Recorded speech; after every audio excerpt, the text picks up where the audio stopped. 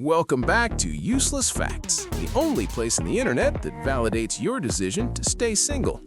Today, we're diving into the dumpster fire that is human relationships. We've got 50 facts that'll either make you want to find a partner or move to a remote cabin in the woods. Let's get it. The basics and the red flags. 1.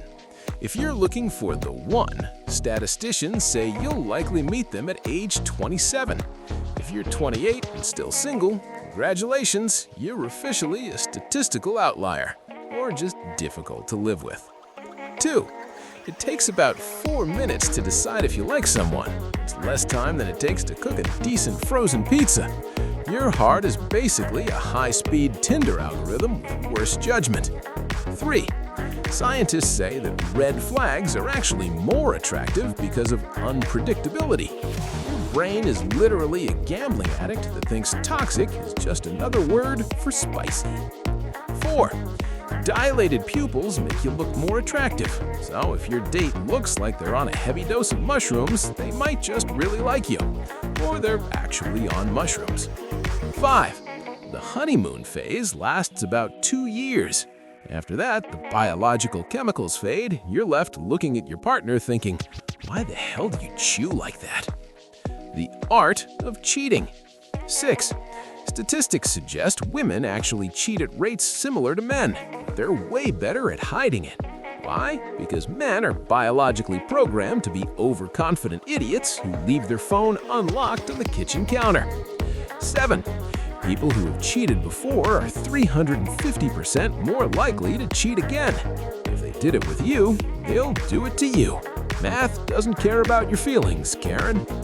8. Most people who cheat do so with someone they already know.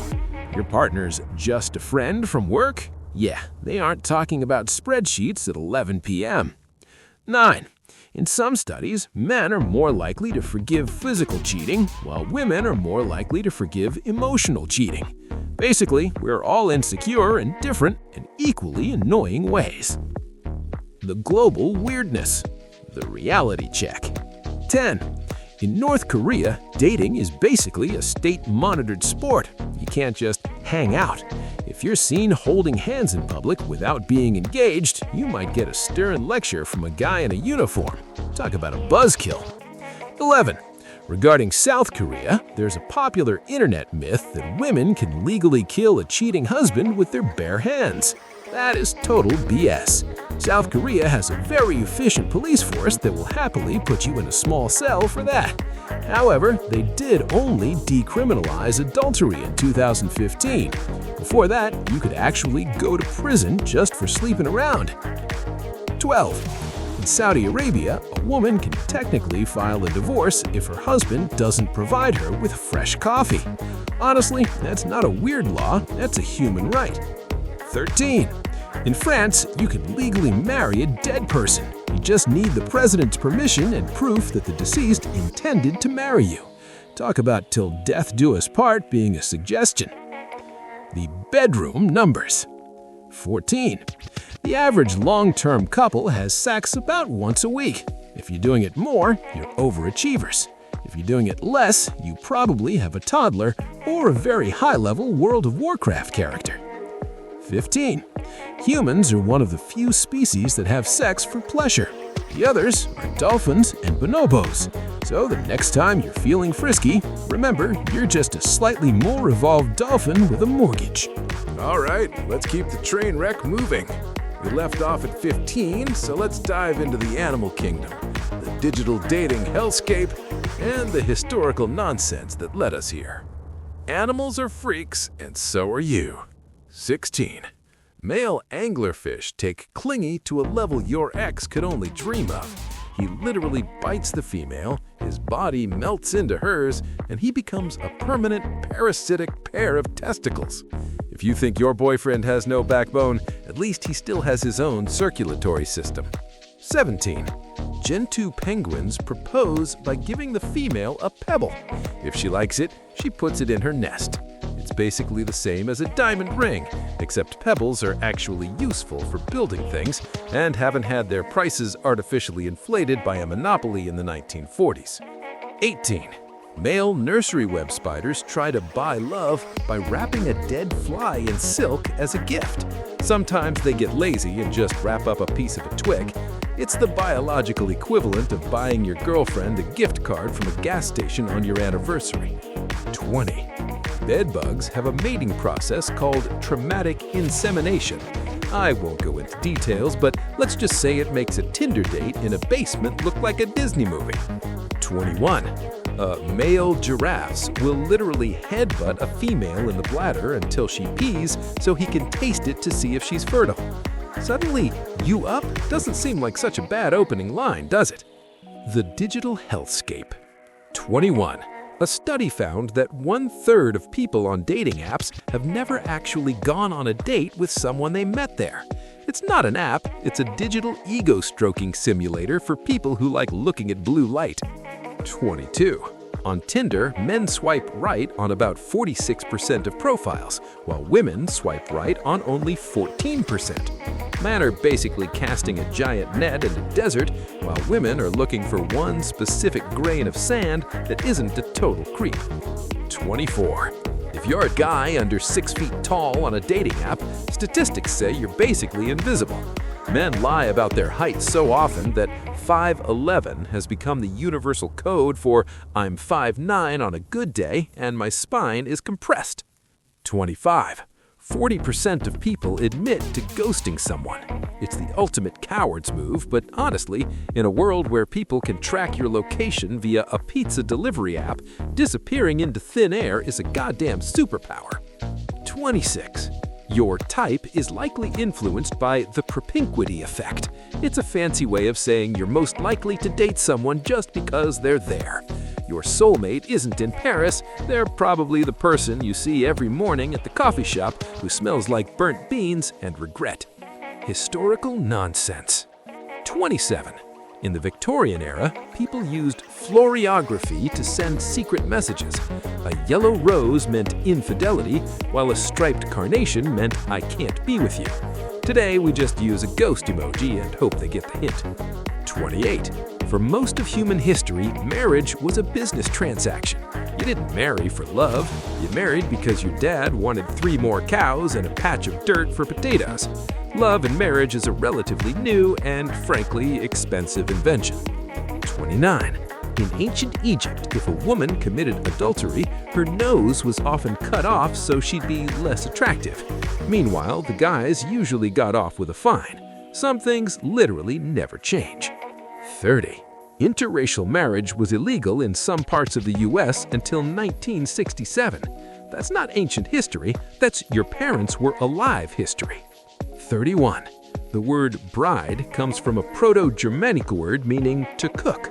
I'm not saying the patriarchy is baked into the language, but actually that's exactly what I'm saying.